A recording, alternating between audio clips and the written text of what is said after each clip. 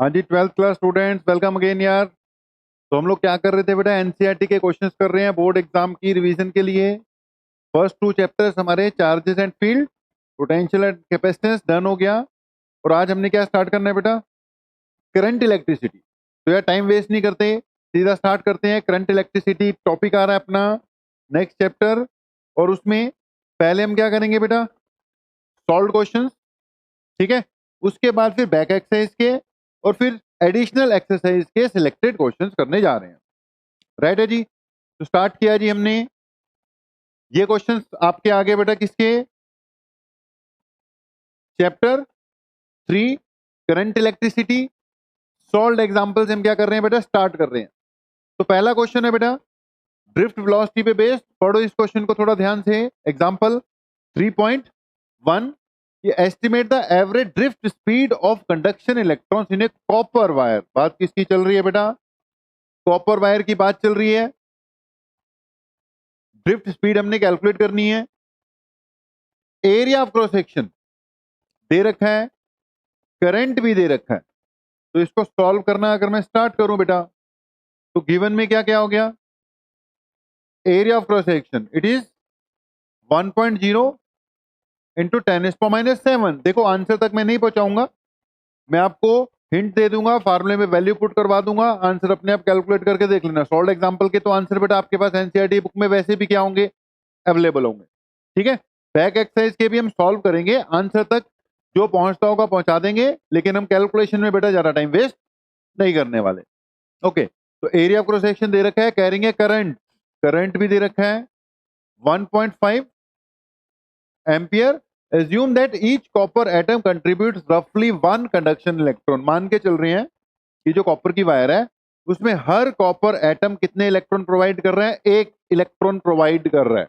यानी अगर 1000 कॉपर के एटम है तो मतलब 1000 इलेक्ट्रॉन है।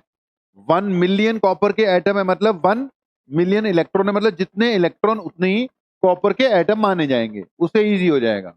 ओके, डेंसिटी ऑफ कॉपर दे रखी है कितनी जी, 9 इंटू 10⁻³ kg पर मीटर क्यूब।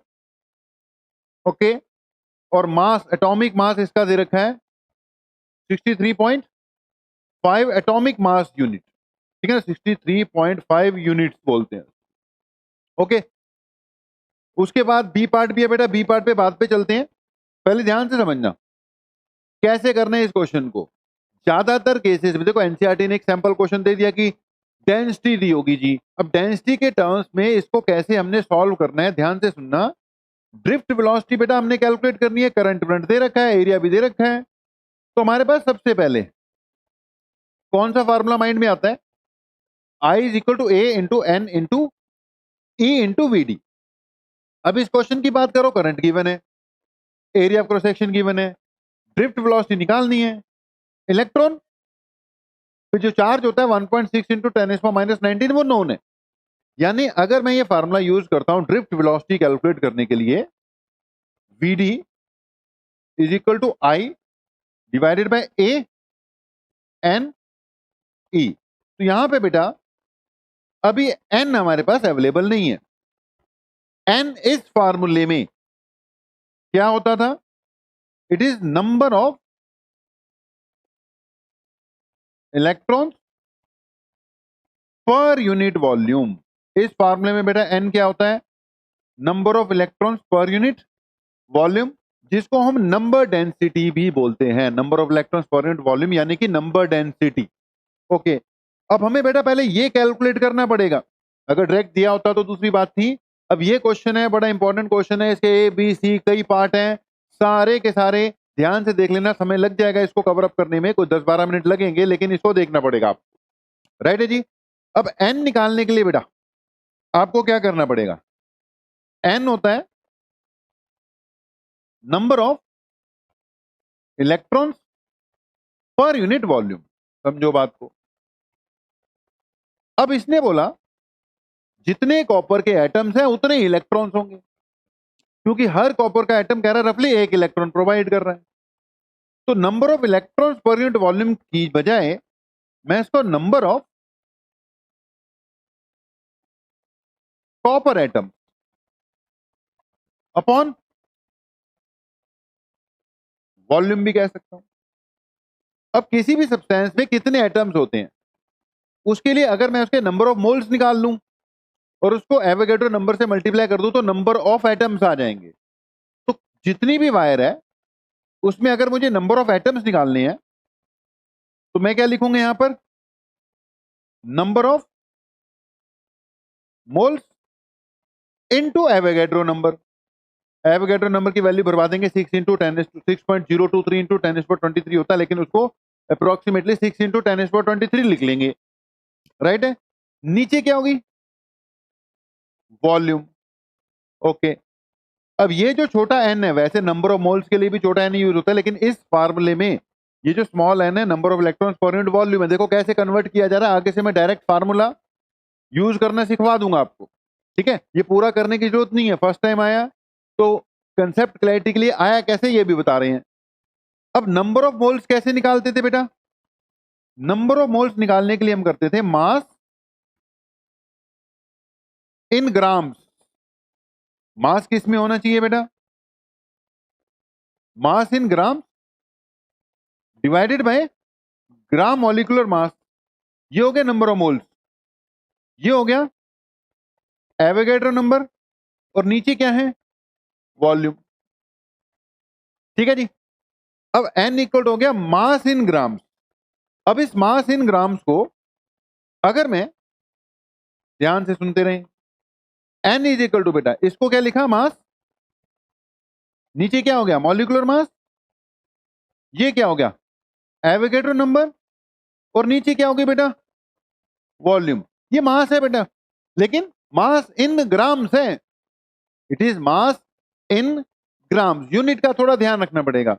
अब देखो मास अपॉन वॉल्यूम क्या होता है, डेंसिटी। तो यहां से जो n आ रहा है वो आ रहा है एवोगैड्रो नंबर, नीचे मॉलिक्यूलर मास इनटू डेंसिटी।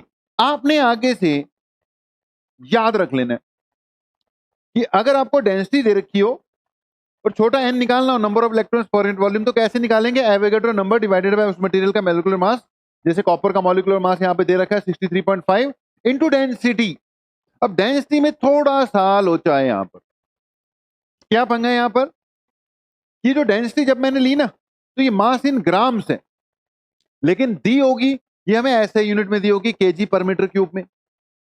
अब हमने क्या करना है, अगर हमें डेंसिटी केजी पर मीटर क्यूब में दी हुई है तो हमने जब यहां पे पुट करनी है उसको ग्राम में कन्वर्ट कर कर पुट करना है। It should be substituted in grams पर मीटर क्यूब। ठीक है जी। सो अगर मुझे क्या कैलकुलेट करना है एन, तो आगे से याद रखना कैसे कैलकुलेट करना है, एवोगैड्रो नंबर को नीचे मॉलिक्यूलर मास से सीधा क्या करेंगे डेंसिटी, बस डेंसिटी किसमें चाहिए मुझे, इट शुड बी इन ग्राम पर मीटर क्यूब। किसमें चाहिए होगी बेटा, ग्राम्स पर मीटर क्यूब में। अब हम क्वेश्चन पे आते हैं। क्वेश्चन में हमें डेंसिटी दे रखी है 9 इंटू 10⁻³ kg पर मीटर क्यूब। याद रखना अगर मैं डायरेक्ट फार्मूला यूज कर रहा हूं वो बोला तो किस में पुट करनी है आपको, डेंसिटी ग्राम्स पर मीटर क्यूब में ही पुट करनी है। ओके, सो मुझे डेंसिटी कितनी दे रखी है क्वेश्चन में, 9.0 इंटू 10⁻³ kg पर मीटर क्यूब दे रखी है। लेकिन वो जो हमने फार्मूला डेवलप किया उसमें डेंसिटी ठीक है हम डायरेक्ट यूज कर लेंगे, लेकिन ये ग्राम पर मीटर क्यूब में पुट करनी है, वो मास इन ग्राम्स था। अगर मैं इसको ग्राम्स में कन्वर्ट कर दूं इस डेंसिटी को, तो 9.0 इंटू 10⁻³ kg है ना बेटा, kg को ग्राम में कन्वर्ट करूंगा तो 10⁻³ से और मल्टीप्लाई करना पड़ेगा, पर मीटर क्यूब को ऐसे ही रहने देंगे, तो इट विल बी 9 इंटू 10⁻6 ग्राम पर मीटर क्यूब में पुट करनी है। बस इतना ध्यान रखना, नहीं तो गलत हो जाएगा। सो अगर मुझे क्या कैलकुलेट करना था बेटा, यहां पर number of electrons per unit volume calculate करने थे n, तो क्या करना है मुझे, Avogadro number 6 into 10⁻23, molecular mass 63.5 था, चेक कर लो 63.5 ही था। ओके, इनटू डेंसिटी, डेंसिटी कितनी है 9 इंटू 10⁻6 ही पुट करनी है। यहां से बेटा क्या निकल जाएगा आपका, n निकल जाएगा। ठीक है जी। अगर ये n निकल गया, उसके बाद कुछ नहीं है, आपके पास फार्मूला था I equal to A N E V D, V D तुम्हें चाहिए थी, ये किसके इक्वल, I divided by A into N into A N E, N आपने निकाल लिया, एरिया आपको दिया हुआ था और ई की वैल्यू आपको पता ही है, ठीक है। यहां से फिर क्या आ जाएगी, ड्रिफ्ट वेलोसिटी आ जाएगी। तो जब ये चैप्टर हम स्टार्ट कर रहे हैं बेटा, सबसे पहले ही ड्रिफ्ट वेलोसिटी के कंसेप्ट आते हैं। अब ड्रिफ्ट वेलोसिटी के कंसेप्ट से ये वाला जो कंसेप्ट है, और इसमें आमतौर पे ये क्वेश्चन डेंसिटी के टर्म्स में ही आएगा। आपको number of electrons per unit volume बहुत कम दिया होगा, आपको किस में कन्वर्ट करना पड़ेगा, इसको डेंसिटी के टर्म्स में कन्वर्ट करना पड़ेगा। मैंने बोला सीधा याद रख लो, Na divided by m into rho, अगर डेंसिटी दे रखी हो, एवोगैड्रो नंबर की वैल्यू आपको पता होनी चाहिए, मॉलिक्यूलर मास दिया होगा, उसको किससे मल्टीप्लाई कर दो, डेंसिटी से। लेकिन डेंसिटी जब पुट करनी है तो वो ग्राम पर सेंटीमीटर क्यूब में भी नहीं पुट करनी, वो केजी पर मीटर क्यूब में भी नहीं पुट करनी, किसमें पुट करनी है, इट शुड बी सब्स्टिट्यूटेड इन ग्राम पर मीटर क्यूब, ग्राम पर मीटर क्यूब में, केजी पर मीटर क्यूब को ग्राम पर मीटर क्यूब में कन्वर्ट करना पड़ेगा। ओके, अब यहां पर अगर हम चेक करते हैं तो ये देखो इसका सॉल्यूशन, ये पूरी कहानी जो मैंने तुम्हें समझाई है, सबसे पहले क्या निकाल लिया गया है, एन निकाल गया है। एनसीईआरटी की बुक का सॉल्व क्वेश्चन है तो उसका सॉल्यूशन मैंने यहां पर डाल रखा है बेटा। तो 6, ये एवोगैड्रो नंबर हो गया, मॉलिक्यूलर मास हो गया, इसमें 9 इंटू 10⁻⁶ 3 दिया होता है, उसको 6 में कन्वर्ट कर कर यहां से बेटा ये वैल्यू आ जाएगी। अब इसको सॉल्व करने में हम समय बर्बाद नहीं कर रहे हैं, वैल्यू पुट करवा देनी है, और उसके बाद बाकी एरिया वेरिया दे रखा था, वैल्यू पुट करने के बाद आपकी जो ड्रिफ्ट वेलोसिटी आ जाती है, इट इज 1.1 मिलीमीटर पर सेकेंड। कितनी आ गई जी ड्रिफ्ट वेलोसिटी, 1.1 मिलीमीटर पर सेकेंड। अब ध्यान से सुनना, यहां पे भी स्टोरी है यार, ड्रिफ्ट वेलोसिटी आ गई 1.1 मिलीमीटर पर सेकेंड, यानी 1.1 इंटू 10⁻³ मीटर पर सेकेंड। मतलब अगर ऐसा यूनिट में जाएं मीटर पर सेकेंड में, तो ड्रिफ्ट वेलोसिटी की वैल्यू बहुत बहुत बहुत कम आ रही है। आप ये समझो कि ड्रिफ्ट वेलोसिटी की वैल्यू बहुत कम होती है, 10⁻³ -4 के ऑर्डर की रहती है। अब इस पे भी एनसीईआरटी वाला जब क्वेश्चन पूछता है तो ऐसे नहीं ना छोड़ देता, वो कई तरह की और भी कहानियां फिर बीच बीच में से पूछता है। तो इस पे भी एनसीईआरटी पे बेटा, अगर मैं क्वेश्चन को कंप्लीट करता हूं, बहुत बातें पूछी गई हैं। फर्स्ट पार्ट में उसने बोला calculate the drift velocity. Drift velocity calculate करते वक्त हमारे एन में क्या था, प्रॉब्लम थी, एन हमने जैसे तैसे कैलकुलेट कर लिया, ठीक है, एन हमने कैलकुलेट कर लिया। उसके बाद भी इसने बेटा आगे पूछा हुआ, देखो बी पार्ट में उसने बोला compare the drift speed obtained above with the thermal speeds of copper atoms at ordinary temperature. Normal temperature पर थर्मल स्पीड से कंपेयर करो। अब ये थर्मल स्पीड का क्या मतलब हुआ वो भी समझो। अगर हमने इलेक्ट्रिक फील्ड लगाया या नहीं लगाया, बेटा रूम टेम्परेचर पर कॉपर के अंदर वो जो इलेक्ट्रॉन्स हैं वो टेम्परेचर के कारण ही कुछ एनर्जी गेन कर कर भागते रहते हैं इधर उधर, मोशन होता है उनका रैंडम, जिसके कारण करंट तो नहीं डेवलप हो पाता, लेकिन थर्मल स्पीड कुछ ना कुछ तो होती है ना। अब अगर मैं बात करूं इलेक्ट्रॉन्स के पास काइनेटिक एनर्जी की, तो हाफ mv² जो होता है उनकी काइनेटिक एनर्जी, वो किसके इक्वल है बेटा, 3/2 kT के इक्वल होती है। के यहां पर बोल्ट्जमैन कांस्टेंट होता है, टी यहां पर एब्सोल्यूट टेम्परेचर होता है, केल्विन में पुट करना होता है, ठीक है जी। यहां से अगर मैं सॉल्व कर लूंगा इसको, ये 2 से 2 कट जाएगा, तो v² किसके इक्वल आ जाएगा बेटा, 3kT divided by m। v किसके इक्वल आ जाएगा, √3kT/m। मतलब ये अब 11th क्लास का बेटा एक कॉमन सा फार्मूला होता है, काइनेटिक थ्योरी ऑफ गैसेस वाला, जब आप चैप्टर पढ़ते हो ना, thermodynamics, kinetic theory of gases, उसमें आमतौर पे आता है कि भाई जो गैसियस पार्टिकल्स होते हैं उनके पास ये वेलोसिटी होती है, VRMS बोलते हैं इसको, ठीक है। अब वही गैसियस पार्टिकल की वेलोसिटी हम यहां पर इलेक्ट्रॉन के लिए भी लगा देते हैं। अब बेटा रूम टेम्परेचर अगर मैं 300 केल्विन ले लूं, बाकी इनका सोल्यूशन दे रखा है उसके हिसाब से मैं करवा दूंगा, ठीक है। बोल्ट्जमैन कांस्टेंट की जो वैल्यू होती है बेटा, बोल्ट्जमैन कांस्टेंट होता है gas constant divided by Avogadro number. Gas constant की वैल्यू 8.314 और इसकी 6 इंटू 10⁻23, मतलब ये वैल्यू पुट करनी पड़ेगी बोल्ट्जमैन कांस्टेंट। अब क्वेश्चन का कंसेप्ट क्या है वो समझो कि उसने बोला ये जो ड्रिफ्ट स्पीड आई थी ना हमारी ए पार्ट में 1.1 इंटू 10⁻³ मीटर पर सेकेंड, उसको इलेक्ट्रॉन्स की थर्मल स्पीड के साथ क्या करो, कंपेयर करो। तो हमने क्या किया, ये जो बी पार्ट है इसमें ये वाला फार्मूला यूज कर लिया, 3kT/m है, उसने प्रोपोर्शनैलिटी दे रखी है, ठीक है जी। अब अगर मैं बोल्ट्जमैन कांस्टेंट की वैल्यू पुट करता हूं, 300 केल्विन भी उसमें क्या करता हूं, पुट करता हूं बेटा, तो it comes out to be equal to 2 into 10⁻² metre पर सेकेंड। आप एनसीईआरटी बुक में जाके पढ़ो इसका सोल्यूशन, उन्होंने थोड़ा डायरेक्ट कर दे रखा है। तो मैंने बोला कि वेलोसिटी का फार्मूला √3kT/m, अभी मैंने बताया। m क्या, मास ऑफ इलेक्ट्रॉन, t क्या है, एब्सोल्यूट टेम्परेचर। बेटा k की जगह बोल्ट्जमैन कांस्टेंट जो भी वैल्यू लिखवाई वो पुट करो और t की जगह 300 पुट करो और सॉल्व करो। अगर सॉल्व करो तो it comes out to be of the order of 2 into 10⁻² metre पर सेकेंड। किस ऑर्डर की आ जाएगी वैल्यू, 2 इंटू 10⁻² मीटर पर सेकेंड। फिर उसने बोला था इसके साथ ड्रिफ्ट स्पीड को कंपेयर करो।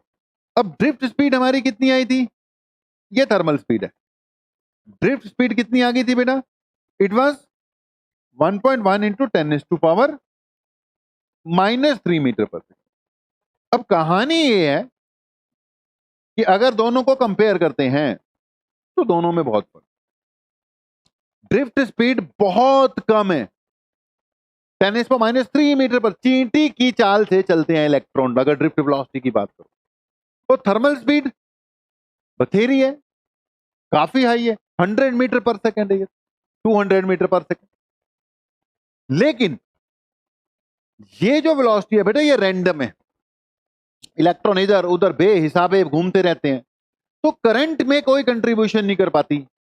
ये जो है भले ही बड़ी कम है, लेकिन सारे के सारे इलेक्ट्रॉन एक ही पर्टिकुलर डायरेक्शन में क्या कर रहे हैं, ड्रिफ्ट कर रहे हैं, एक ही पर्टिकुलर डायरेक्शन में ड्रिफ्ट कर रहे हैं। इसलिए इसके कारण फिर भी कुछ ना कुछ करंट डेवलप हो जाता है। तो पॉइंट ये, ड्रिफ्ट स्पीड बहुत बहुत कम होती है फिर भी करंट बना देती है, थर्मल स्पीड इसके कंपैरिजन में बहुत बहुत ज्यादा है फिर भी करंट में कोई कंट्रीब्यूशन नहीं कर पाती, कोई कंट्रीब्यूशन नहीं कर पाती। राइट है जी। तो समझो क्यों पूछा है क्वेश्चन और क्या कंपेयर करवाना चाहता है, इसमें से वैसे कुछ ना कुछ कंसेप्चुअल पार्ट बनकर आ जाएगा कि ड्रिफ्ट वेलोसिटी बहुत कम होती है फिर भी करंट बना रही है, लेकिन जो थर्मल स्पीड होती है बहुत ज्यादा होती है फिर भी करंट में कोई कंट्रीब्यूशन उसके नहीं आ पाता। ओके, अब इसका एक और पार्ट है बेटा, इस क्वेश्चन का एक और पार्ट है, आते हैं क्वेश्चन पे। कहां चले गया क्वेश्चन, फर्स्ट पार्ट में बोला, बी पार्ट में कि compare the drift speed obtain above with thermal speed of copper atoms at ordinary temperature, वो हमने कंपेयर कर ली अभी जो कर रहे थे, और speed of propagation of electric field along the conductor which causes the drift motion. भैया जो इलेक्ट्रिक फील्ड है उसकी स्पीड तो स्पीड ऑफ लाइट वाली है, इलेक्ट्रोमैग्नेटिक वेव्स वाली, 3 इंटू 10⁸ मीटर पर सेकेंड। तो जो कहानी है ना वो क्या पूछी गई है इसमें वो समझो, वो ये कहना चाहता है कि जी ऐसे कर कर एक कोई कंडक्टर है उस पे तुमने इलेक्ट्रिक फील्ड लगाना है, ठीक है जी। अब इलेक्ट्रिक फील्ड लगाने से पहले सारे के सारे इलेक्ट्रॉन इधर उधर रैंडमली मूव कर रहे थे, सारे के सारे इलेक्ट्रॉन इधर उधर रैंडमली मूव कर रहे थे, ठीक है जी। लेकिन उनकी जो रैंडम स्पीड थी ना, थर्मल स्पीड थी, वो काफी ज्यादा थी, 10⁻² मीटर पर सेकेंड के ऑर्डर की आई थी, अभी हमने निकाली थी। ठीक है जी। तो इट वाज थर्मल स्पीड। फिर इलेक्ट्रिक फील्ड लगा दिया, जैसे स्विच ऑन किया इलेक्ट्रिक फील्ड एकदम फैल जाता है, एक एंड से दूसरे एंड पे स्प्रेड करेगा। ये थर्ड पार्ट में किया हमने कैलकुलेट। जो इलेक्ट्रिक फील्ड स्प्रेड होने की बेटा जो स्पीड है ना, वो स्पीड ऑफ लाइट के इक्वल है, विच इज 3 इंटू 10⁸ मीटर पर सेकेंड। इलेक्ट्रिक फील्ड जिस गति से फैलता है वो दैट इज 3 इंटू 10⁸ मीटर पर सेकेंड। इलेक्ट्रिक फील्ड फैल गया, हर एक इलेक्ट्रॉन को एक्सेलेरेशन फील होने लग गई, लेकिन बीच में कोलिजन्स बहुत होती हैं। कोलाइड करते कराते कुछ देर बाद उन्होंने एक कांस्टेंट वेलोसिटी अटेन कर ली, जिसको कौन सी वेलोसिटी बोलते हैं बेटा? ड्रिफ्ट वेलोसिटी बोलते हैं। जब ड्रिफ्ट वेलोसिटी कैलकुलेट की, वो ए पार्ट में कैलकुलेट की थी हमने, ठीक है। वो आ गई थी फिर आपकी 1.1 इंटू 10⁻³ मीटर पर सेकेंड। तो तीनों बातें यहां पर यह है कि जैसे ही स्विच ऑन करोगे इलेक्ट्रिक फील्ड फैल जाएगा स्पीड ऑफ लाइट से, स्पीड ऑफ लाइट की स्पीड से, मतलब 3 इंटू 10⁸ मीटर पर सेकेंड की स्पीड से। जैसे स्विच ऑन करोगे चारों तरफ इलेक्ट्रिक फील्ड, पूरे कंडक्टर में इलेक्ट्रिक फील्ड एकदम ही फैल जाए। ओके, अगर इलेक्ट्रिक फील्ड ना लगाया होता तो उनके पास थर्मल स्पीड थी, लेकिन लगाने के कुछ देर बाद कोलिजन वोलिजन को ओवरकम करते हुए एक ओवरऑल वेलोसिटी डेवलप हो जाएगी, जिसको ड्रिफ्ट वेलोसिटी कहते हैं। तो भाई पहला ही क्वेश्चन था, बढ़िया क्वेश्चन था, उसको कर लेना, बड़ा कंसेप्चुअल टाइप क्वेश्चन था ये, देख लेना इसको। ओके जी, अब आते हैं किस पे? नेक्स्ट क्वेश्चन पे। नेक्स्ट क्वेश्चन में न्यूमेरिकल टाइप नहीं है, लेकिन इसके बेटा ई पार्ट है, ABCD ई पार्ट है इसके, सारे के सारे कंसेप्चुअल हैं। इनमें से कोई ना कोई क्वेश्चन कहीं ना कहीं बेटा आ सकता है, इसलिए इनको बढ़िया तरीके से कर लेना। एक एक करके करते हैं, फिर मैं इसके आंसर भी दिखवा दूंगा। कह रहे हैं एग्जाम्पल 3.1 जो अभी हम कर रहे थे, ठीक है ना, जो अभी हम कर रहे थे। तो in example 3.1 the electron drift speed is estimated to be only a few millimetre पर सेकेंड। अभी हमने कैलकुलेट की, जो इलेक्ट्रॉन ड्रिफ्ट स्पीड थी बहुत कम, 1.1 इंटू 10⁻³ मीटर पर सेकेंड आई थी, या 1.1 मिलीमीटर पर सेकेंड आई थी। For currents in the range of few amperes, okay, how then is current establish almost the instant a circuit is closed. कहता ड्रिफ्ट वेलोसिटी तो इतनी कम है, लेकिन जैसे ही स्विच ऑन करते हैं एकदम करंट डेवलप कैसे हो जाता है? क्योंकि करंट को डेवलप करने के लिए तो एक इलेक्ट्रॉन यहां तक पहुंचेगा, सर्किट कंप्लीट होगा, तभी करंट डेवलप होगा ना। तो एकदम कैसे डेवलप हो जाता है? तो उसका रीजन बेटा ये है कि ऐसा नहीं है कि ये इलेक्ट्रॉन यहां से धीरे धीरे धीरे धीरे धीरे चलता हुआ यहां पहुंचेगा तब जाके सर्किट कंप्लीट होगा, ऐसा नहीं है भैया। पूरी पाइप में अगर पहले से पानी भरा हुआ है तो जैसे ही टैप ऑन करोगे वैसे ही पानी आना शुरू हो जाता है। ये एंड वाला पानी यहां पहुंचेगा तभी आएगा, ऐसा नहीं होता। अगर पहले पाइप खाली हो तो दूसरी बात थी, पानी तो पहले ही भरा रहता है ना भाई। तो पॉइंट ये है बेटा, इसमें भी चारों तरफ इलेक्ट्रॉन भरे पड़े हैं, there are large number of electron. और जो इलेक्ट्रिक फील्ड है वो फैलता है स्पीड ऑफ लाइट से, ठीक है। इलेक्ट्रिक फील्ड किस स्पीड से फैलता है बेटा? स्पीड ऑफ लाइट से फैलता है। जैसे स्विच ऑन करोगे हर एक इलेक्ट्रॉन को at the same time signal मिल जाता है, सारे के सारे मूव कर जाते हैं। जैसे ये वाला मूव करेगा, थोड़ा सा खिसकेगा, सर्किट क्या हो जाएगा?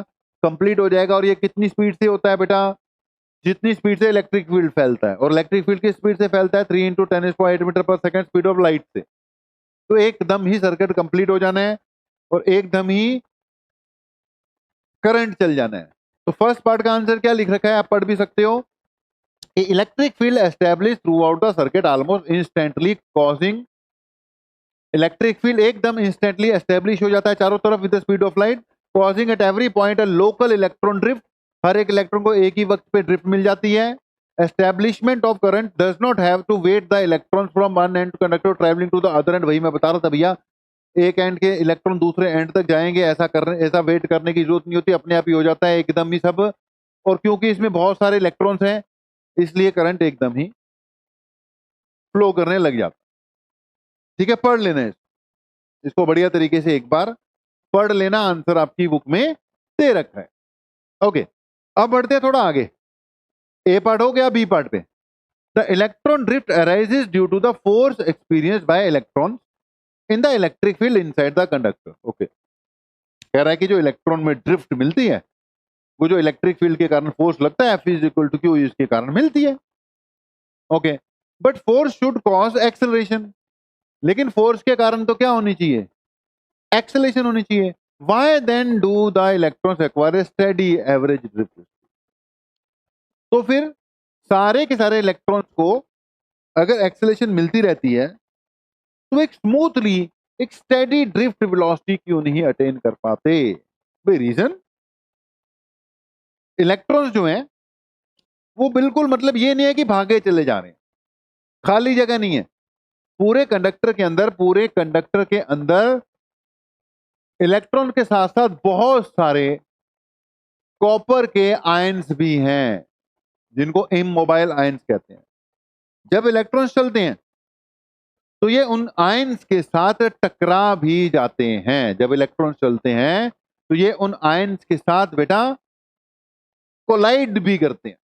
ठीक है, अब क्योंकि ये उनके साथ कोलिजन्स करते हैं तो इनकी स्पीड कम होती रहती है, डायरेक्शन चेंज होती रहती है, तो इसलिए स्मूथ ड्रिफ्ट वेलोसिटी नहीं अटेन कर सकते। तो इसमें आपने अपनी कहानी में क्या लगा देना है कि due to a lot of collisions with ions.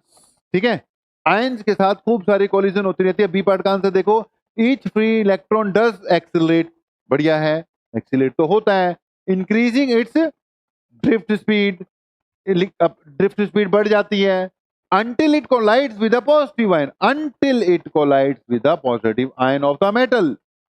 Drift speed बढ़ती है कब तक, जब तक कि इसकी कोलिजन नहीं हो जाती, राइट है।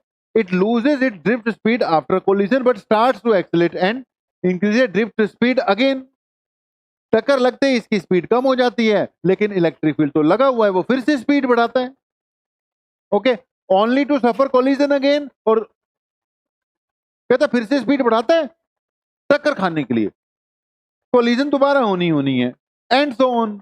तो on the average therefore electrons acquire only drift speed, वो स्मूथ एकदम बढ़ती हुई स्पीड नहीं ले सकते, वो टक्कर खाते खाते आगे बढ़ते हैं, गिरते पड़ते, तो इसलिए वो एक ओवरऑल ड्रिफ्ट स्पीड ही अटेन कर पाते हैं। तो आपने बी पार्ट का जो आंसर, ए पार्ट का जो आंसर था उसमें क्या था रीजन, कि इलेक्ट्रिक फील्ड थ्रू आउट एकदम स्पीड ऑफ लाइट से स्प्रेड करता है।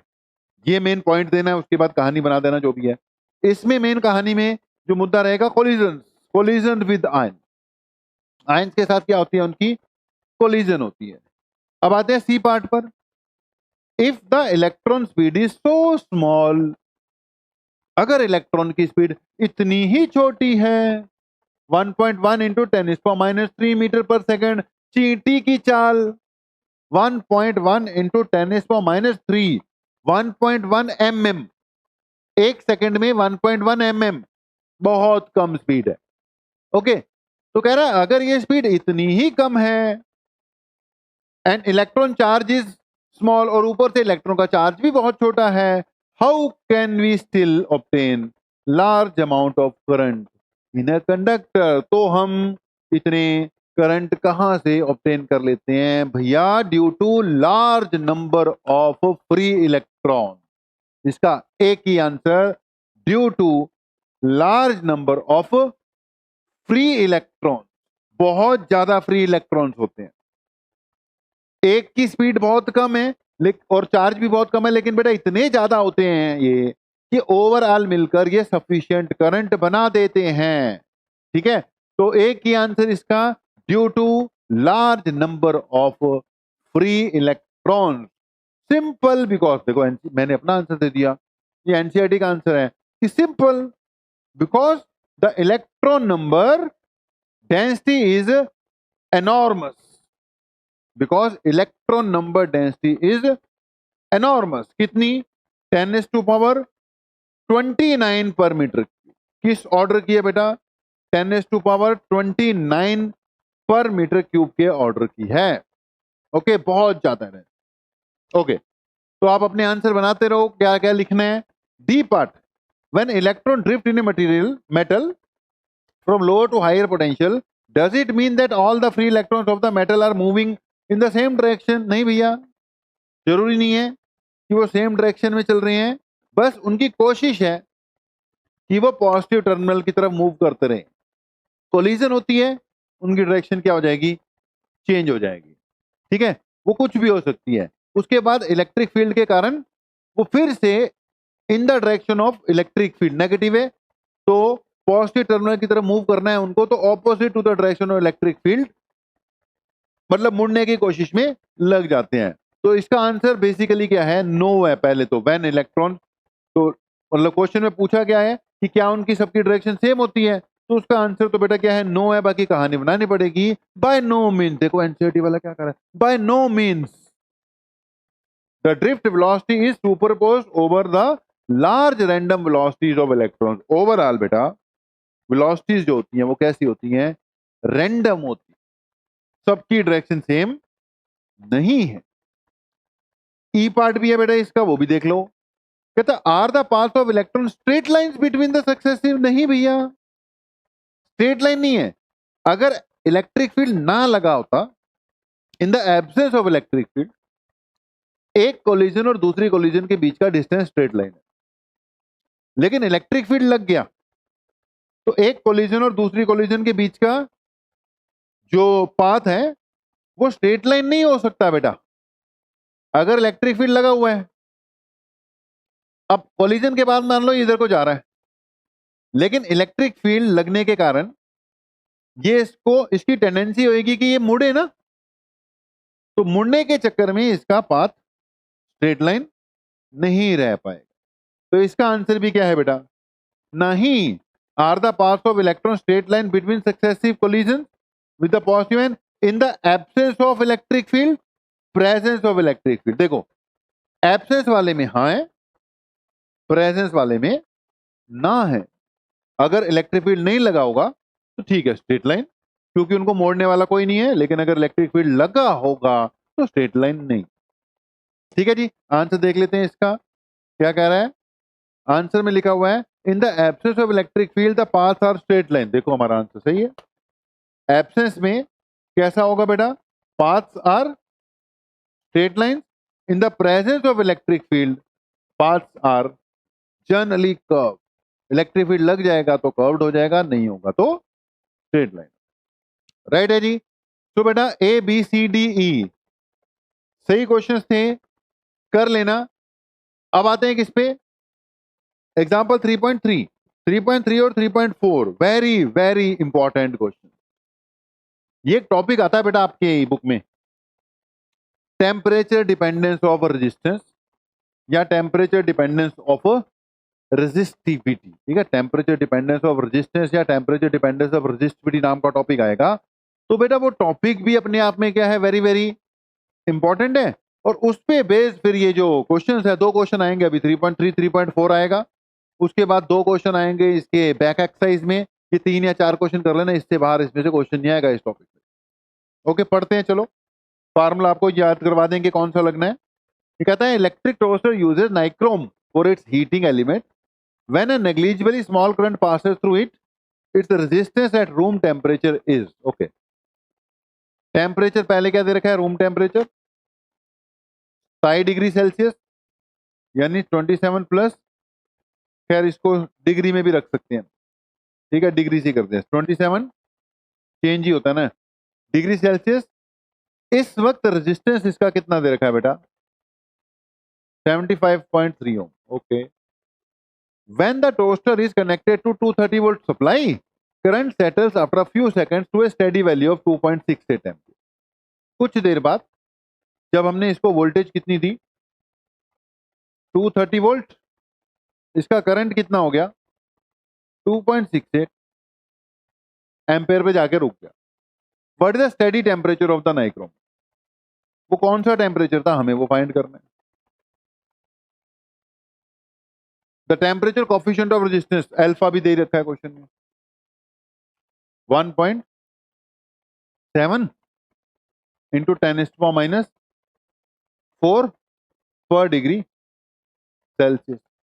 ओके, ध्यान से सुने, हमारे पास एक फार्मूला होता था कि जी R2 is equal to R1 1 plus alpha delta T. ठीक है जी, इसके कई फॉर्मेट हैं, इसको ऐसे भी लिख सकते हो R2 is equal to R1 plus R1 alpha delta T. Delta T किसकी जगह? T2 minus T1। अब बेटा अगर हम देखते हैं तो हमारे पास T1 अवेलेबल है, R1 अवेलेबल, ठीक है। इसके अंदर T2 की जगह, डेल्टा टी की जगह T2 माइनस T1 है ना, T हमें फाइंड करना है। R1 अवेलेबल है, जो फाइनल रेजिस्टेंस था ना, पहले कह रहा नेग्लिजिबल करंट जब था तब रेजिस्टेंस दिए था, फाइनली जब इतनी वोल्टेज थी इतना करंट हो गया, नया वाला रेजिस्टेंस निकाल लेते हैं। तो नया वाला रेजिस्टेंस बेटा यहां से R2 किसके इक्वल आ जाएगा? Voltage upon current, V equal to I R होता है ना, तो R is equal to V by I, 230 divided by 2.6। Okay, इसको कर लेंगे, अभी कैलकुलेट करवा देते हैं। ये हो जाएगा बेटा R2 की वैल्यू, कैलकुलेट कर लेंगे, वेट करो। तो R2 भी हो गया, T2 हमें फाइंड करना है, समझो बात को। T1 R1, यहां से R2 हो गया, फाइनल टेम्परेचर तुम्हें क्या करना है? कैलकुलेट करना है, अल्फा तुम्हें दे रखना है। तो कोई खैर दिक्कत वाली बात है नहीं है इसमें। ये वाला फार्मूला लगाऊंगा, मैं लिखूंगा R2 minus R1 equal to R1 अल्फा T2 माइनस T1। यहां से आ जाएगा R2 माइनस R1, नीचे बेटा R1 alpha equal to T2 minus T1। एक बार ये सॉल्व कर लेंगे, उसके बाद इसको घुमा के इधर ऐड कर देंगे, अपने आप ही आंसर आता है। बात को समझो, इस टॉपिक पे न्यूमेरिकल आने के चांसेस बहुत बहुत बहुत हैं। तो ये पूरा का पूरा टेम्परेचर वाला जो कंसेप्ट है उसको देख लेना आप, ठीक है जी। अब मैं इसमें वैल्यू कहाँ कहाँ कौन सी पुट करनी है वो बता दी। R2 की वैल्यू पुट कर दो, R1 की वैल्यू पुट कर दो। R2 बेटा ये यहां से सॉल्व करना पड़ेगा तुम्हें, ठीक है। अब मैं कैलकुलेटर से करना पड़ेगा मुझे, मैंने तुम्हें बता दिया, इसको सॉल्व करके वैल्यू पुट कर लेना, बाकी सोल्यूशन इसका दिखा देते हैं, ठीक है। तो यहां से आपका क्या करना है, T2 कैलकुलेट होगा बेटा। ये देखो R2 230 बाई 2.68 कितना निकाल लिया उसने? 85.8 निकाल लिया, ठीक है। ये T2 माइनस T1 क्या हो गया? R2 माइनस R1, नीचे R1 इंटू अल्फा की वैल्यू पुट कर दो, कितना आ जाएगा? 820 आ जाएगा। T1 उधर जाके, मतलब जैसे मैंने कराया बिल्कुल वैसा ही सोल्यूशन है। इसने थोड़ा लंबी कहानी दे रखी है, हमने आपको ओवरऑल बता दिया कि कौन सा फार्मूला लगना था। कौन सा लगना था भैया? R2 is equal to R1 1 plus alpha delta T. Delta T की जगह आपने T2 माइनस T1 लिख दिया। इसको सॉल्व करके अपने आप ही आ जाएगा। ये निकालना है, थोड़ा सा इसकी मॉडिफिकेशन करके ये कैलकुलेट हो जाता है, कोई बड़ी बात नहीं है बेटा, ठीक है जी। लेकिन हाँ, ये क्वेश्चन वेरी वेरी क्या था, इंपॉर्टेंट था। पिछले वाले में समय बहुत लग गया, वो भी इंपॉर्टेंट था। ये बहुत जल्दी हो गया, ये भी बहुत इंपॉर्टेंट। ओके जी, अगर ये हो जाता है बेटा तो चलते हैं अगले क्वेश्चन पे। एग्जाम्पल 3.4, ये क्या कहता है? रेजिस्टेंस ऑफ, बता दो। तो एग्जाम्पल 3.4 से the resistance of a platinum wire of a platinum resistance thermometer at a ice point is 5 ohm। ice point मतलब बेटा 0 डिग्री सेल्सियस। कहता है एक प्लेटिनम वायर है, कोई थर्मोमीटर बनता है इससे। इसका आइस पॉइंट पे जो टेम्परेचर दे रखा है, कितना दे रखा है जी? रेजिस्टेंस दे रखा है, R नॉट बोल देंगे, 5 ohm। Okay, and at steam point it is 5.3। Steam point मतलब 100 डिग्री सेल्सियस पे दे रखा है 5.23 ohm। When the temperature thermometer inserted in hot bath, the resistance of the platinum wire is, okay, किसी given temperature पर इसका resistance दे रखा है 5.795। Calculate the temperature of the bath, alpha भी दिया होना चाहिए। Calculate the temperature of the bath, चलो क्या फाइंड करना है, टेम्परेचर, शायद अल्फा की जरूरत ही ना पड़े, टेम्परेचर फाइंड। अब देखो दो ही क्वेश्चन है, दोनों में पॉइंट है, देखना जरा, ये थोड़ा सा चेंज क्वेश्चन है, आपने याद रखना। अगर क्वेश्चन में R1 दे रखा है, R2 दे रखा है, T1 T2 की बात हो रही है जैसे पिछला क्वेश्चन था, तो डायरेक्ट कर देना R2 minus R1 equal to, क्या फार्मूला था अपना, R2 माइनस, जो भी हमने पीछे फार्मूला लगाया था कि R2 is equal to R1 1 plus alpha delta T, इसकी जगह T2 माइनस T1, ठीक है जी। तब तो डायरेक्ट कर देना, बात को समझो। पिछले क्वेश्चन में R1 था, R2 था, T1 था, T2 था, डायरेक्ट लग जाएगा R2 इक्वल टू R1। अब इस क्वेश्चन पे ध्यान दो, इसमें R0 है 0 डिग्री सेल्सियस वाला, R100 है 100 डिग्री सेल्सियस वाला, और बीच में कोई ऐसी टेम्परेचर है, उसका रेजिस्टेंस निकालना है। तो ऐसे क्वेश्चन में डायरेक्ट नहीं चलेगा काम, आपको ये R0 और R100 दोनों क्या करने पड़ेंगे, इन्वॉल्व करने पड़ेंगे, नहीं तो गड़बड़ हो जाएगी। तो जब भी आपको इस टाइप की वैल्यूज मिल जाएं, R0 भी दे रखा हो, R100 भी दे रखा हो, बीच का टेम्परेचर निकालना हो, तो R0 R100 दोनों को इन्वॉल्व करना जरूरी है। तो इस क्वेश्चन को कैसे सॉल्व करेंगे, पहले मैं यूज करूंगा R100 is equal to R0 1 plus alpha delta T, ठीक है। कौन कौन से टेम्परेचर है, R1 की जगह 100 है, सॉरी R2 की जगह, और R1 की जगह क्या है 0, तो T2 माइनस T1 की जगह यहां क्या आ जाएगा, T2 माइनस T1 की जगह आ जाएगा T2 कितने 100, क्योंकि बड़ा वाला टेम्परेचर, और ये कितने 0, तो 100 माइनस 0 100 ही आ जाएगा, तो यहां आ जाएगा 100, यानी R100 is equal to R0 1 plus 100 alpha, समझे बात को। फिर हम इन्वॉल्व करेंगे RT और R0 को, ठीक है। यहां लिखेंगे RT is equal to R0 1 plus, फिर वही T2 माइनस T1, T2 कौन है T, T1 कौन है 0, तो T माइनस 0 T आ जाएगा, अल्फा T आ जाएगा, समझो ये ऐसे ही करना पड़ेगा, ठीक है। इसको अगर मैं खोलता हूं बेटा, तो ये बनेगा, ये R0 आ जाएगा, इधर लिख के इसको मैं लिख रहा हूं R100 minus R0 equal to 100 alpha, और इसको लिख रहा हूं RT माइनस, ये R0 है, इधर आके R0 हो जाएगा, इक्वल टू R0 इसके साथ चले गया, इसके साथ R0 भी लगेगा ना, क्योंकि जब मैंने इसको ब्रैकेट खोली R0 इसके साथ गया, इसके साथ भी क्या, ये वाला इधर ले लिया, और ये R0 100 अल्फा बच गया, ठीक है। ऐसे ये जो R0 है घूम के इधर आ गया, और ये इसके साथ भी लगेगा, ये आएगा alpha T into R0, alpha into T into R, ठीक है जी। दोनों को डिवाइड कर दो, इसको तीसरी मानकर, इसको चौथी मान, जब आप डिवाइड करोगे देखो अल्फा नहीं दे रखा था ना, तो अल्फा की जरूरत नहीं पड़ रही, अब डिवाइड किया R0 से R0 कट गया, अल्फा से अल्फा कट गया। कैलकुलेट क्या करना था, टेम्परेचर, तो टेम्परेचर कैसे कैलकुलेट हो जाएगा, T ऊपर आ जाएगा इक्वल टू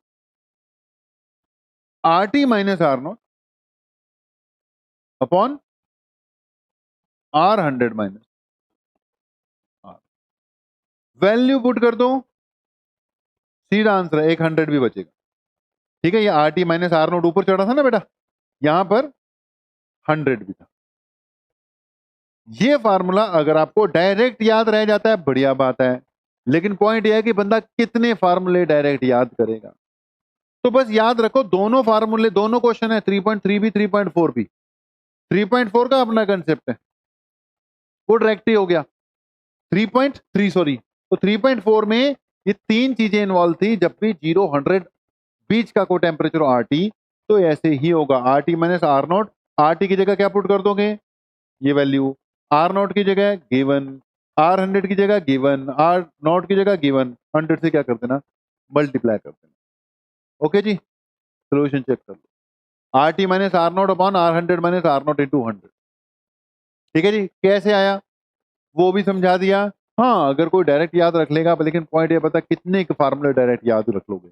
इसलिए बेसिकली जाओ, लॉजिकली जाओ, सारी बात करते हुए आगे बढ़ो तो बेटर रहेगा। ओके जी, तो ये दो क्वेश्चन हो गए बेटा। अब बढ़ते हैं 3.5 पे। ये जनरल टाइप क्वेश्चन है, ये तो 10th लेवल का शायद क्वेश्चन है, फिर भी चलो करते हैं। तो ये जनरल टाइप क्वेश्चन, लेकिन एग्जांपल 3.1 वेरी इंपॉर्टेंट था, 3.2 इंपॉर्टेंट था, 3.34 तो फिर टेम्परेचर वाले थे ही, वो तो इंपॉर्टेंट थे ही। ये थोड़ा जनरल है, देख लेते हैं क्या कहता है। कह रहा है network of resistors is connected to 16 volt battery with internal resistance of 1 ohm. Battery का इंटरनल रेजिस्टेंस दे रखा है, यहाँ पे लगा रखा है बस, ये इंटरनल रेजिस्टेंस, ये बैटरी। ठीक है जी, ओके। 16 वोल्ट की बैटरी लगी हुई है, इंटरनल रेजिस्टेंस 1 ओम है, एज शोन इन फिगर।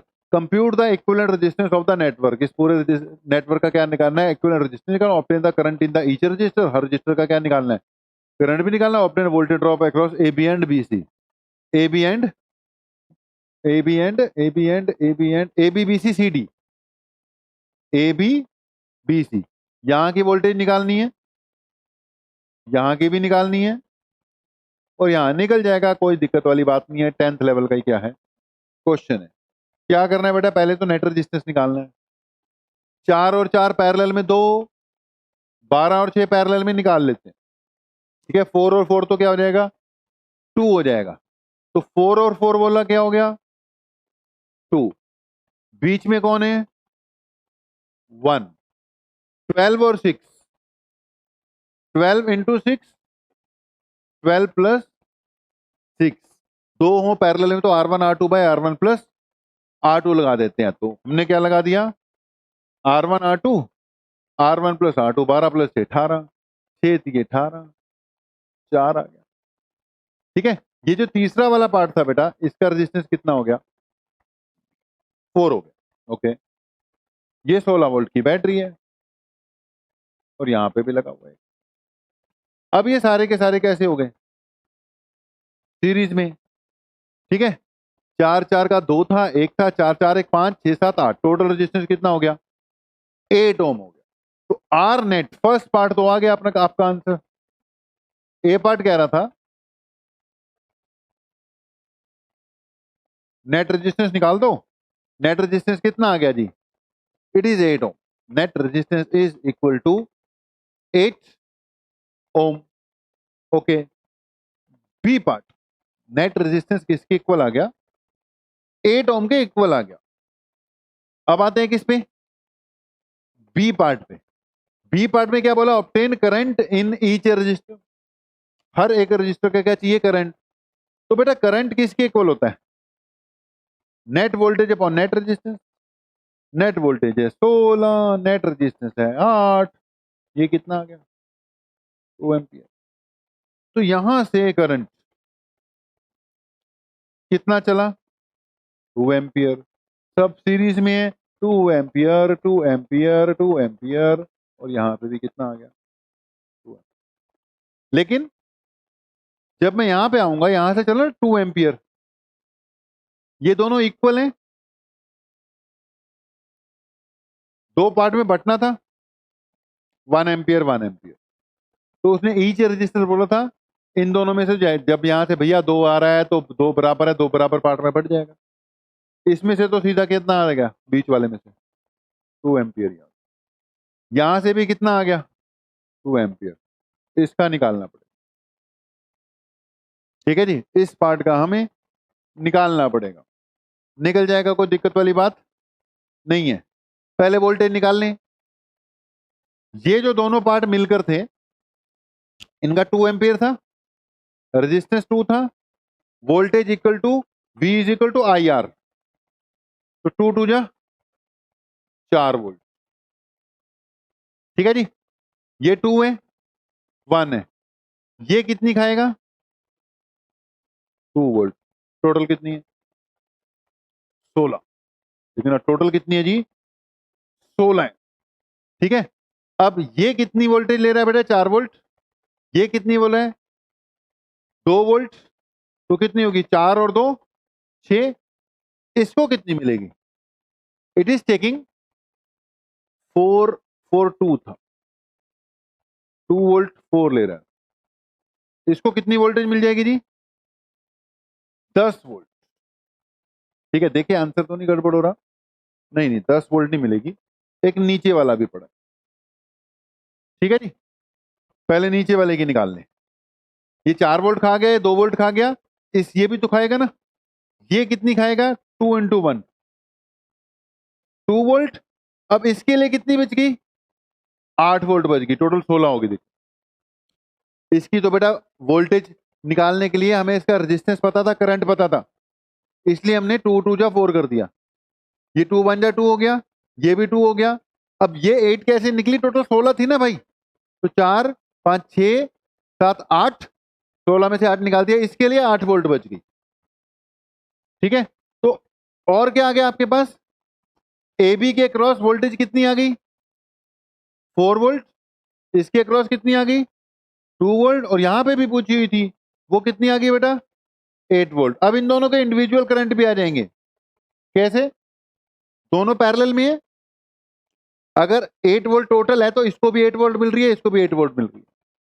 ऊपर वाले पार्ट का current voltage upon resistance, voltage मिली 8, रेजिस्टेंस है 12, नीचे वाले पार्ट का current voltage upon resistance, voltage इसको कितनी मिल रही है 8, रेजिस्टेंस है 6, 8 बाय 12 प्लस 8 बाय 6 आ जाए।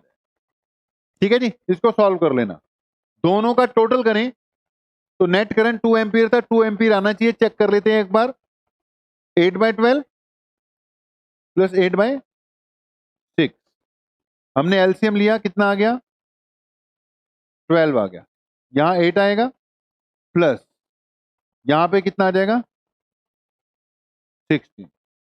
ठीक है जी, क्योंकि 6 है ना बेटा, 6 2 जा 12 होता है, 16 आ गया, 16 और 8 कितना हो गया 24 बटे 12, 2 एम्पियर सही है जी, क्योंकि टोटल करंट कितना होना चाहिए था 2 एम्पियर। अब कैसे किया वो अब चेक कर लो भाई, इस क्वेश्चन को करने के कई तरीके और भी हो सकते।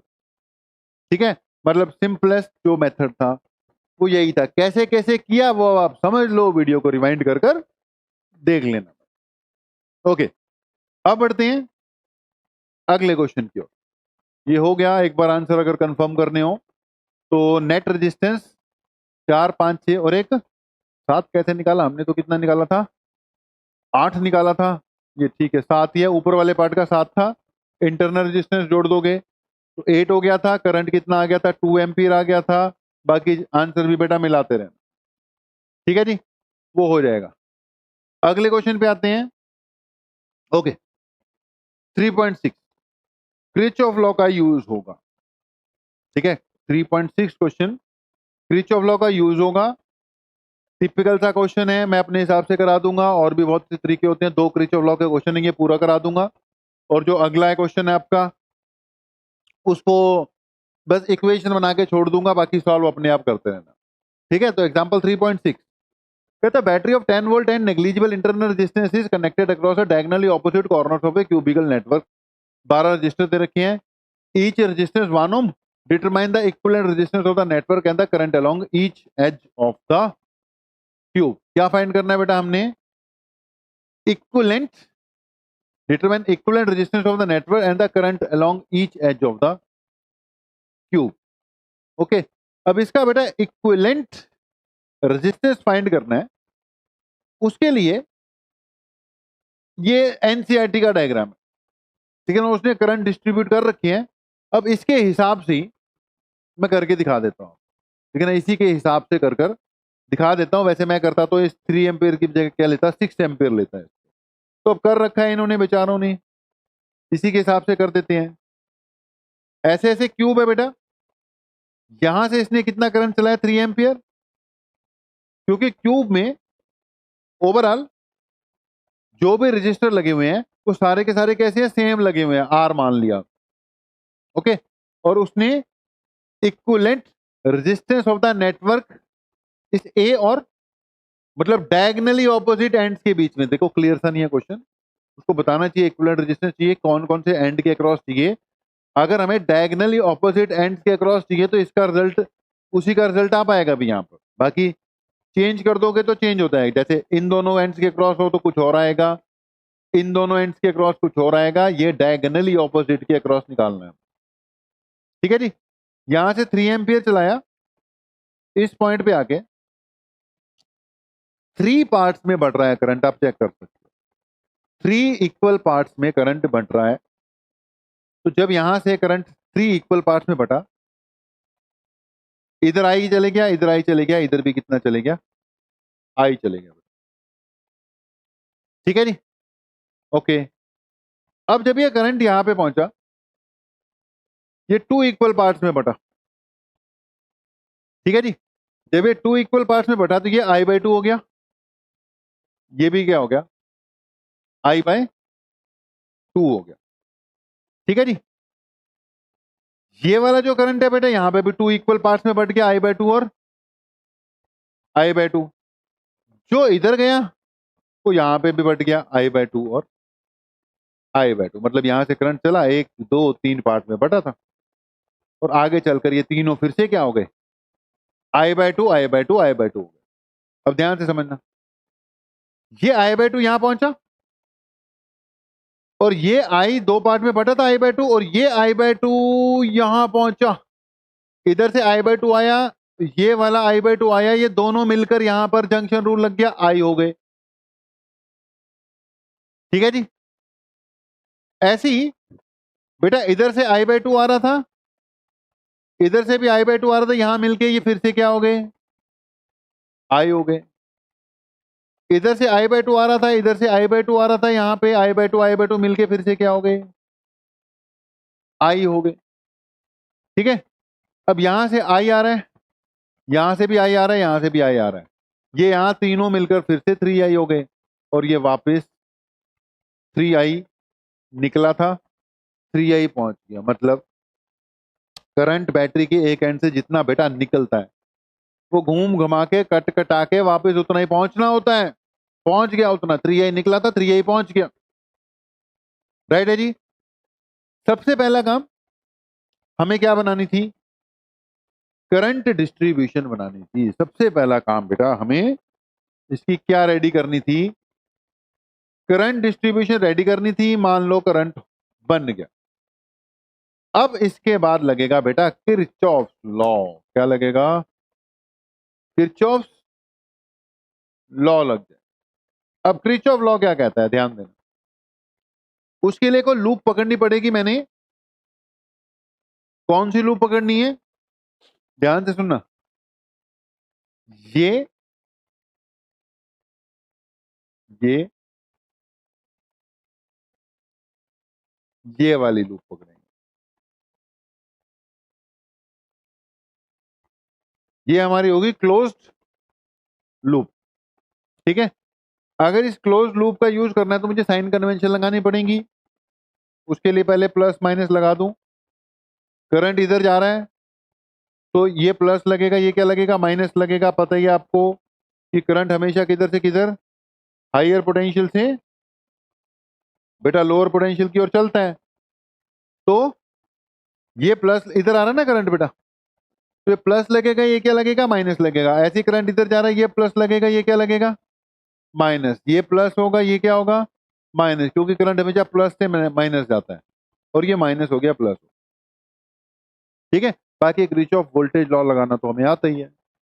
जब हमने लगाया तो हमने बोल रखा है किसी एक जगह से स्टार्ट कर देना है, सारे वोल्टेजेस का सम किसके इक्वल होना चाहिए, 0 के इक्वल होना चाहिए।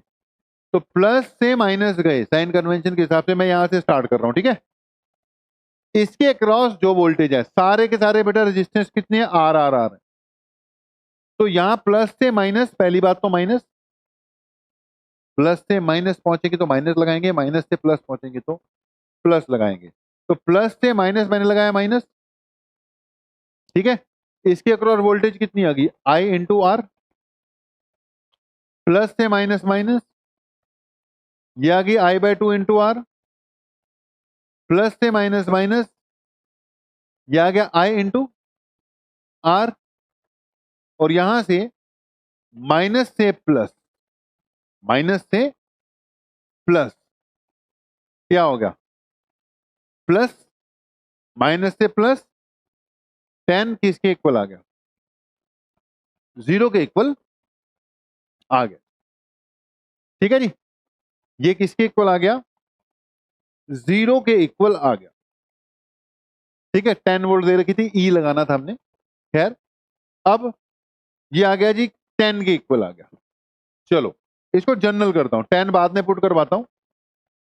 इसको मैंने ई लिख दिया, नेट वोल्टेज जितनी लगी होती है ना बेटा, 10 बाद में पुट करवाते हैं। अभी क्या लिख दिया, ई लिख दिया। तो यहां से इसको सॉल्व कर लो, माइनस माइनस, सारे माइनस है उधर जाके प्लस कर देते हैं। ई इज इक्वल टू क्या हो गया बेटा, I R plus I R, 2R, और ये भी उधर जाके प्लस हो गया, ये बन जाएगा I R plus I R, 2IR। ये उधर जाके प्लस हो गया, आई बाय 2R। ओके, ई किसके इक्वल आ गया, 2 प्लस 1 बाय 2, 2.5 बन गया ना, 5 बाय 2IR बन गया। समझो बात, ठीक है जी। अब ओवरऑल बेटा अगर इस पूरे का नेट रेजिस्टेंस आर हो, नेट वोल्टेज ई है, और नेट करंट कितना है सर्किट का, 3I है ना, समझो बात को। ओवरऑल सर्किट का नेट रेजिस्टेंस आर है, नेट वोल्टेज ई है, और रेजिस्टेंस कितना है, सॉरी करंट कितना है, 3I ले रखा है ना तुमने। तो net voltage equal to net current into net resistance, ये आ गया, ये दूसरी इक्वेशन। ये भी ई है, ये भी ई है, दोनों को क्या कर दो, इक्वेट कर दो। इक्वेट करोगे तो 5 बाय 2 आई छोटा are is equal to 3I बड़ा आर, आई से आई कट जाएगा, आर निकालना है नेट रेजिस्टेंस, ये बनेगा 5 बाय 3, नीचे आ जाएगा 6R। ये एक ना बेटा स्टैंडर्ड रिजल्ट है, जिसको कहते हैं स्टैंडर्ड रिजल्ट, कि जी अगर ऐसा नेटवर्क दे रखा हो क्यूबिकल, एक पार्ट का रेजिस्टेंस, एक एज का रेजिस्टेंस आर हो, तो टोटल रेजिस्टेंस कितना है, 5 बाय 6 आर आएगा, याद रख लो, ठीक है ना। It will be 5 by 6 R, याद कर लो, ओके जी। तो अब क्वेश्चन पे चलते हैं कि 10 वोल्ट की बैटरी है, नेग्लिजिबल इंटरनल रेजिस्टेंस है, opposite corner cubicle network 12 register, each of resistance 1 ओम। अब सारे के सारे रेजिस्टेंस कितने ओम के थे, 1 ओम के। मैंने अभी जनरल कराया, तो नेट रेजिस्टेंस कितना आ गया बेटा, 5 बाय 6 ओम आ गया। पहली बात तो ये सुनो, net resistance is 5 by 6 R, 1 ohm आ गया। Determine equivalent resistance of network current along each edge of the cube, current along each edge of the cube. अब पहले आई की वैल्यू निकाल लेते हैं, ठीक है। नेट वोल्टेज कितनी थी, ई। नेट करंट कितना था, 3I। नेट रेजिस्टेंस कितना था, 5 बाय 6। वोल्टेज कितनी है, 10, इक्वल टू 3I, 5 बाय 6। इसको सॉल्व कर लो यार, 2 हो गया,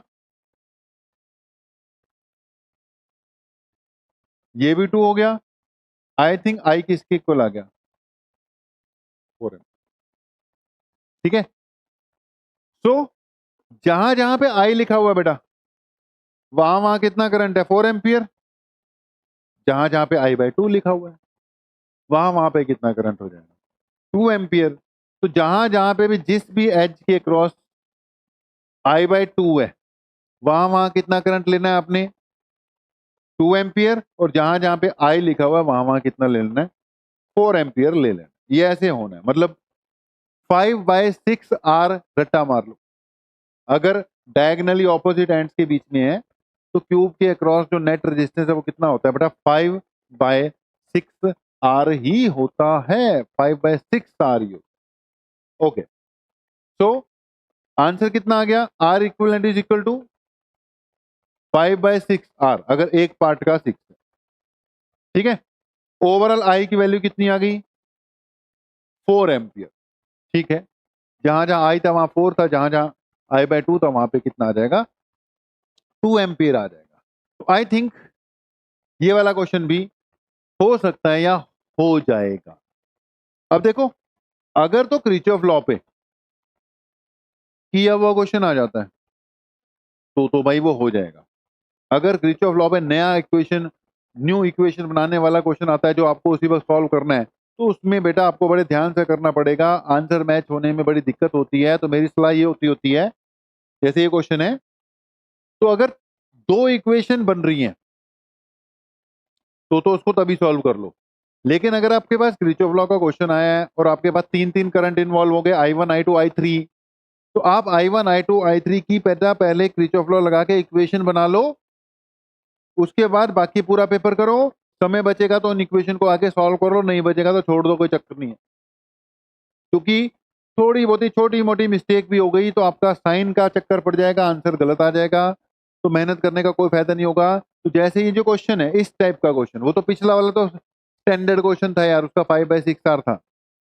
अब ये एक और एग्जाम्पल दे रखा है एनसीईआरटी बुक का, एग्जाम्पल 3.7। इसने बोला हर ब्रांच में क्या फाइंड करो? करंट फाइंड करो। अगर उसने बेटा करंट डिस्ट्रीब्यूशन ना दी होती, हम अपने हिसाब से बना देते। अब क्योंकि उसने दे रखी थी, तो जो दे रखी है उसके हिसाब से कर देते। ठीक है, तो एग्जाम्पल 3.7 ध्यान से सुनना। बैटरीज लगी हुई हैं कुछ, हर ब्रांच का क्या बोल रहा है, क्या निकालना है जी? हमने करंट कैलकुलेट करना है। तो calculate current through each branch, calculate current through each branch. ध्यान देना, यहां से इसने इस बैटरी से करंट चलाया I1, देखो दिख रहा तुम्हें, ठीक है। इस बैटरी से चलाया I3, और एक और बैटरी है मुझे लगता है तीसरी, एक दो दो ही है मुझे लग रहा है। यहां से चलाया I1, दो बैटरी है। यहां से चलाया I3। अब 3 क्यों किया बेटा? ध्यान देना, यहां से I1 पहुंचा बेटा, जंक्शन पे इसने दो पार्ट में टूटना था, ऊपर वाले पार्ट पे I2 पहुंचा दिया, बचा हुआ नीचे आ गया I1 माइनस I2। ठीक है जी, यहां से चलाया I3, यहां से कितना आया? I2। अब बेटा यहां से I2 आया, यहां से I3 आया, जंक्शन रूल के हिसाब से जब नीचे आएगा तो ये दोनों करंट जो भी आए ऐड होके हो जाएंगे, I2 प्लस I3। ठीक है जी, यहां से I2 प्लस I3 आया। अब इसको दो पार्ट में तोड़ा, यहां से बेटा जब पहले I1 चलाया था तो I1 ही पहुंचेगा ना, तो इस टोटल में से उसने I1 निकाल दिया, और I2 प्लस I3 में से I1 निकाल के जो बच गया उसको नीचे ले लिया। यहां से आ रहा था I2, I1 माइनस I2, यहां से आ रहा था ये दोनों, इन दोनों को जोड़ दिया, I2 कैंसिल हो गया, I1 कैंसिल हो गया, बच गया I3। I3 निकला था, I3 पहुंच गया, सही आ गया। अब करंट डिस्ट्रीब्यूशन अपने आप देखनी पड़ेगी, ना दी होती हम अपने हिसाब से बनाते। दे रखी थी उसने, जो दे रखी है हमने बस चेक करवाया है कि उसने जो भी दे रखी थी, क्या दे रखी थी, सही दे रखी। ठीक है जी, तो लेट हमारी करंट डिस्ट्रीब्यूशन बन जाती है बेटा, लेट हमारी करंट डिस्ट्रीब्यूशन हो गई। ठीक है जी, अगर एक करंट डिस्ट्रीब्यूशन हो जाती है, जो कि हुई पड़ी है, तो हमने देखा कि हमारे पास कितने अननोन आ गए बेटा? We are having 3 unknown, I1, I2 and I3। कितने अननोन्स आ गए?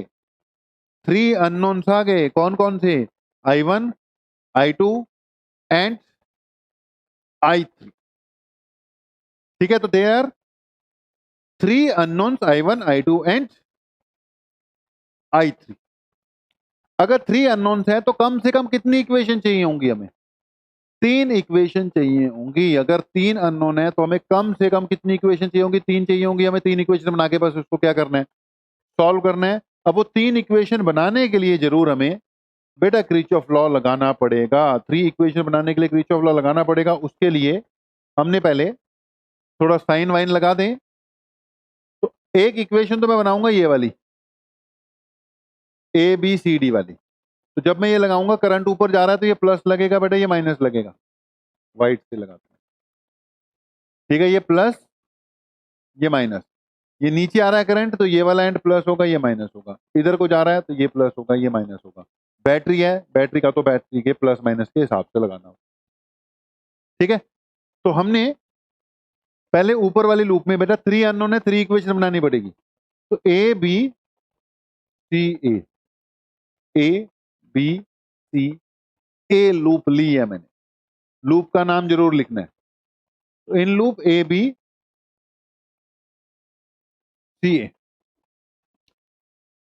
Plus minus minus 4I2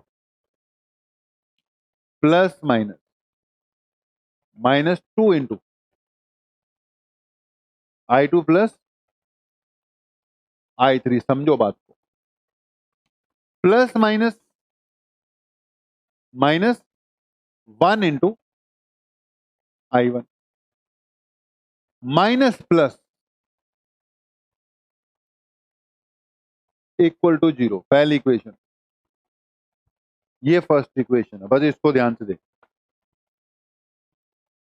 plus से माइनस गए 4, और कितना करंट जा रहा था इसमें? I2। प्लस से माइनस गए माइनस 2, कितना करंट था? I2 plus I3।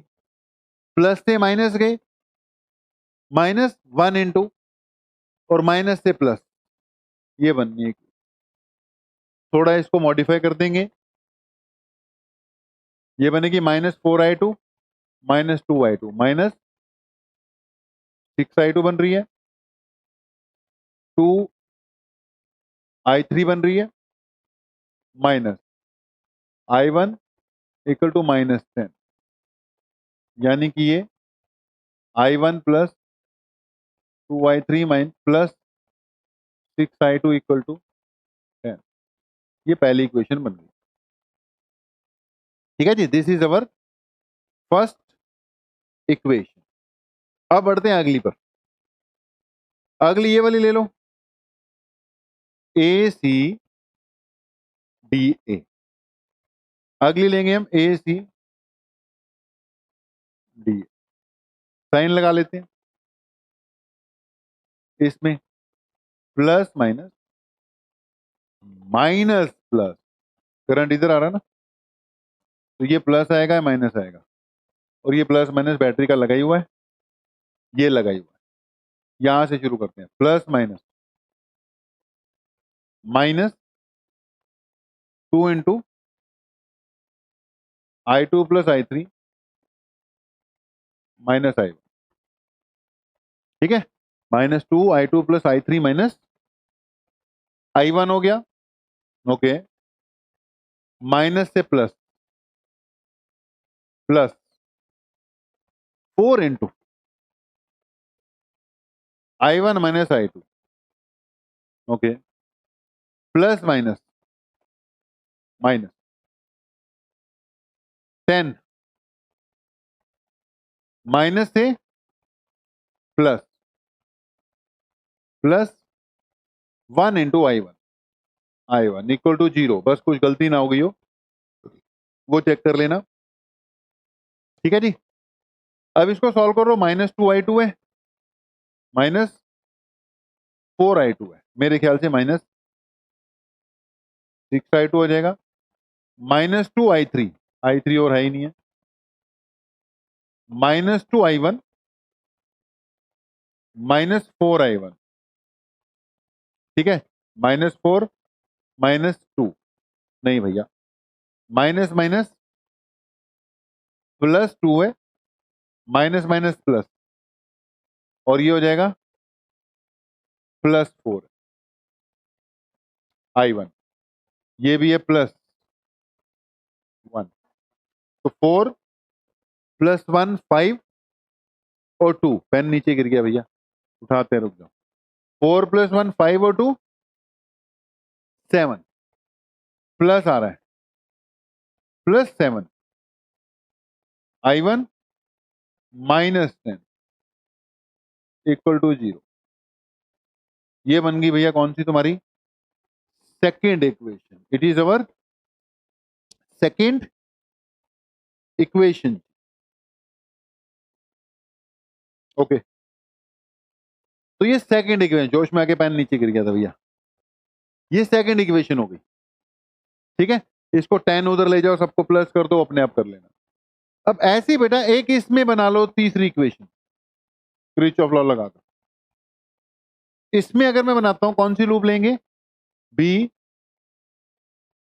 D C B, इसको ई मान लो, BE DCB, यहां पर साइन कन्वेंशन फिर इसकी लगी हुई है प्लस माइनस, इधर को रजिस्टर है नहीं है, ये माइनस प्लस हो, ठीक है जी। यहां से शुरू करते हैं, plus minus -2 × i2 + i3, plus minus -2 × i2 i3 i1, i2 + i3 + i1, minus plus 5 = क्या हो जाएगा 0। इसको भी बेटा थोड़ा सिंप्लीफाई करके तीसरी इक्वेशन क्या हो जाएगी, बन जाएगी, ठीक है जी। तो जी अपने पास अगर इस टाइप का क्वेश्चन आता है जिसमें 3 इक्वेशन इन्वॉल्व हो रही हो, तो पहले आप क्या करोगे, 3 इक्वेशंस बना लोगे, पहले आप क्या करोगे बेटा, 3 इक्वेशंस बना लोगे, जैसे हमने बनाई, ये फर्स्ट है, ये सेकंड है, ये थर्ड। अगर इनमें थोड़ी सी भी अपनी गलती हो गई, कहीं पे भी साइन वाइन की, जैसे मान लो मैंने कर दी, तो इनका यूज करके आगे जब हम सॉल्व करेंगे ना, आंसर गलत आने वाला है। तो बेटा मैंने बोला अगर एग्जाम में ये क्वेश्चन आता है तो पहले क्या करेंगे, पहले हम इक्वेशन बनाएंगे, उसके बाद इनको छोड़ देंगे और बाकी पूरा पेपर सॉल्व करेंगे, समय बचेगा तो आके इसके साथ पंगा लेंगे। अगर ये क्वेश्चन किया हुआ था, आपको पता था इक्वेशन क्या बननी है, कैसे उनको सॉल्व करना है, और आंसर तक याद हो, तो वो बेटा कर देना। लेकिन अगर नया क्वेश्चन आ जाए तो इसको थोड़ा सा वेट करके कर लेना, ठीक है जी। तो बाकी बेटा सॉल्व करने का काम तुम्हारा है, उसको करते रहना। आपस में कैसे सॉल्व करते हैं, अपने कितने क्वेश्चन हो गए, 3.7 तक हमने कवर अप कर ली।